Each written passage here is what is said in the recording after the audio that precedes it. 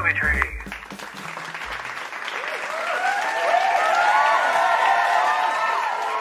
Howdy, howdy, branches, and welcome back to the Movie Tree podcast. We're in for another episode. This time we're going deep. Yep. Not deep, Wow. but we're going back into Marvel Cinematic Universe. We are. I hope you've heard of it. It might be known as the MCU. Hey, maybe some people have heard of it.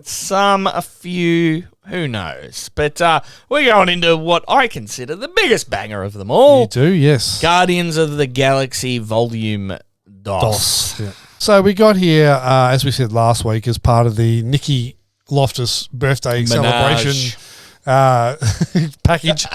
We got here by climbing the Seth Green branch. He played Scott Evil in Austin Powers, and he voices Howard the Duck He does in this movie. To the storyline. The Guardians struggle to keep together as a team while dealing with their personal family issues, notably Star-Lord's encounter with his father, the ambitious celestial being Ego. What a name. Where did you first watch?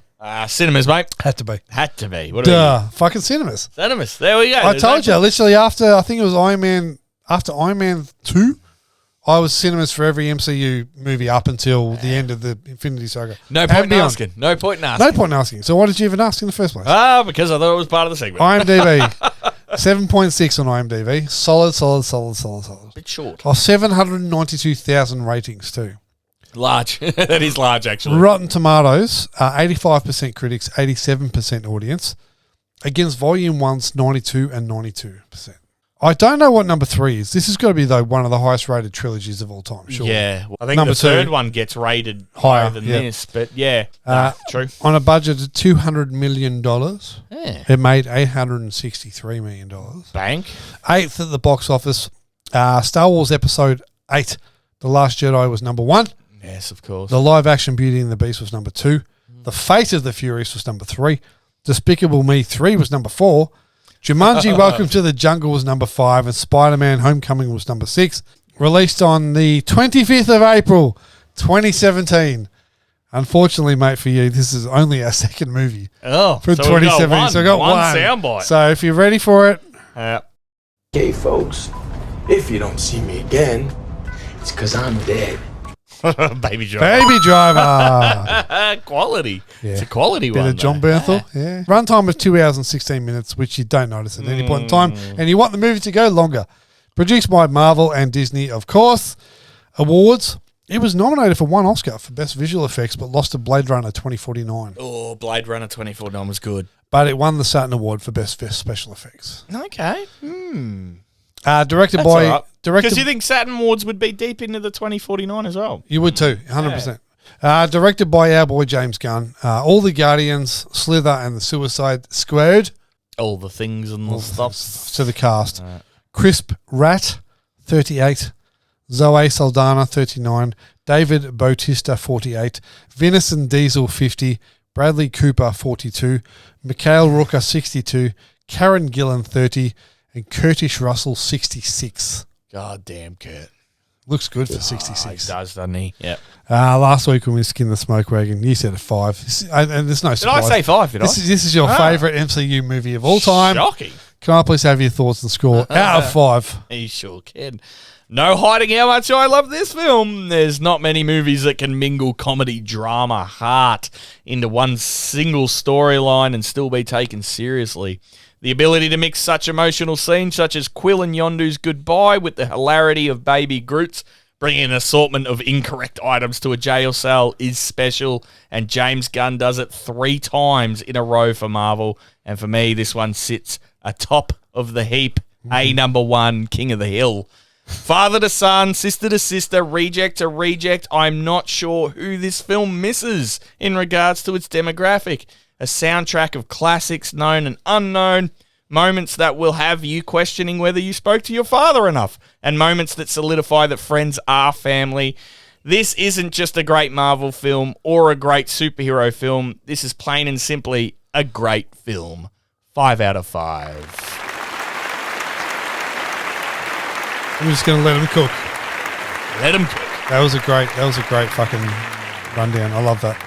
What about you, mate? How are you feeling about Volume DOS? This actually looks shit, and the comedy doesn't hit.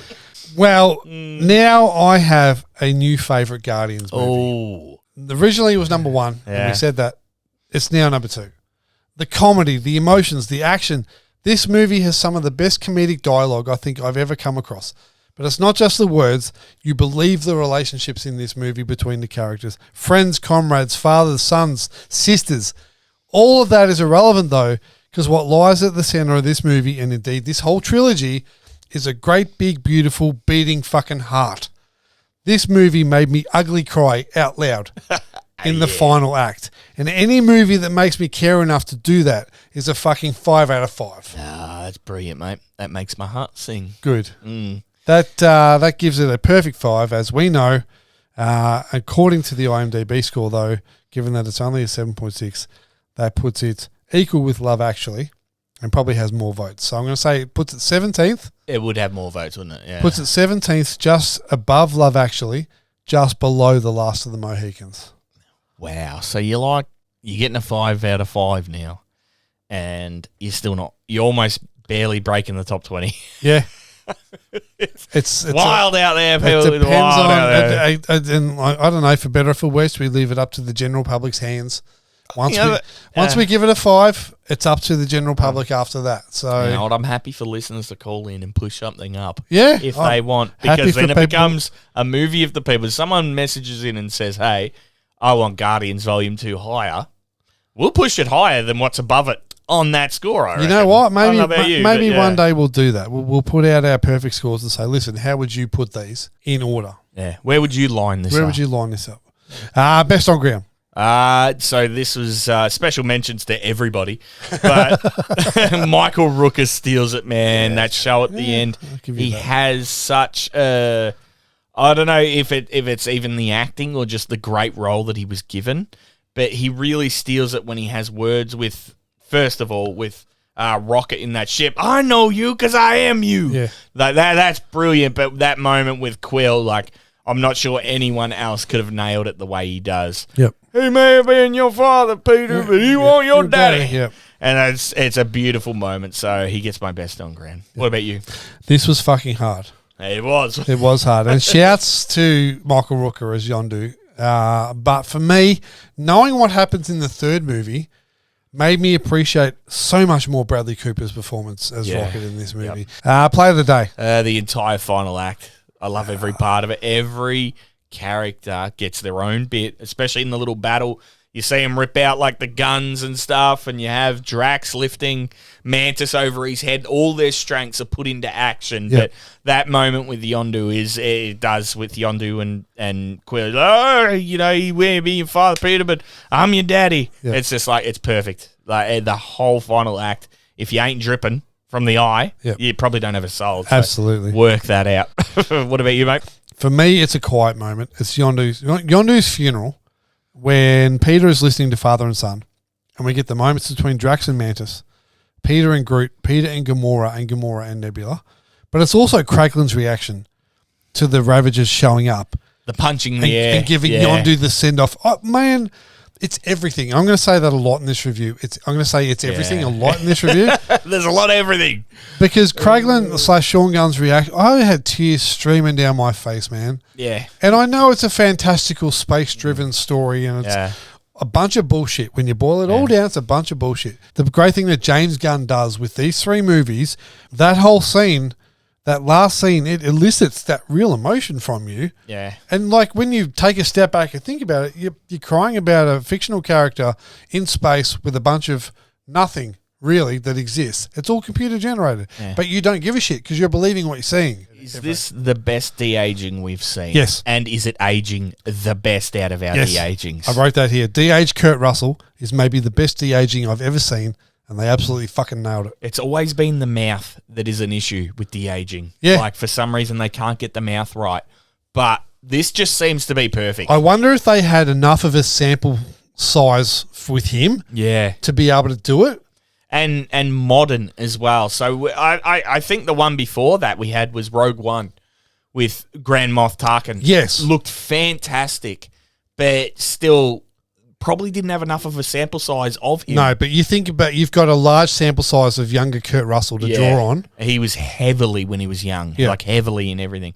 God, James Gunn knew exactly what he was doing when he created Baby Groot, didn't he? Oh, He's mate. just like Favreau with Baby Yoda. He's like, hey, cha-ching, motherfucker. Do you know what? You know what the great thing is? The motion capture for Baby Groot dancing was done by James Gunn. Oh, so he did the He dancing, did not the Sean dance. Gunn. Nah, James Gunn did the dance. That's good. Because it is perfect the way it's done there, where he almost doesn't care. Like, he's almost ADD. Yeah. He's like scared, chasing that thing, and then the music kicks off again, and he's like, Oh shit, music. bit of death. But the priceless moment for me, and was put to me, like, the moment that made me love it even more is like a TikTok of how Groot lost Gamora as well, and no one cares that he lost Gamora. Gamora was like his mum when he was a baby. Yeah. And it showed, like, one of the moments in this TikTok is when he waves, Gamora's like, Groot, get out of here. And he And he just waves at her, yeah. and she's like, hi. Hi. And you're just like, oh my God, my heart breaks. Isn't it Groot to get grab the fin though? Comedy gold, And man. then the ensuing hijinks with him bringing back the wrong objects. So he brings back Yondu's underwear. Yeah. It's like, how did you get that? And then he brings back a little lizard critter, an electric eye, a desk. He brings back a desk, and then the toe. And in the end, it's Kraglin that brings the right thing to us. Is it the little critter that he gets from the start of the film? Yes, That he's it's exactly the same critter. The desk is the best. The I remember seeing this movie and just dropping to, like, I was sitting in a chair, but I would have dropped to my knees with hilarity. Yep. When he's dragging the bench. desk. But Yondu's just like, how did you get that from what I said? Yep. And he looks at Rocket, and Rocket's like, yeah, I was pretty certain he had no idea what you were talking.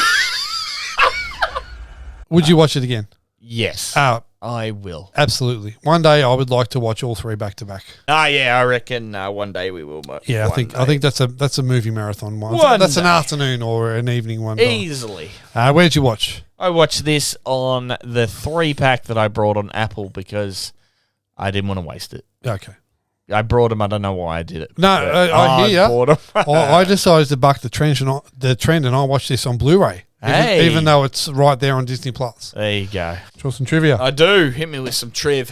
Let's do some movie trivia.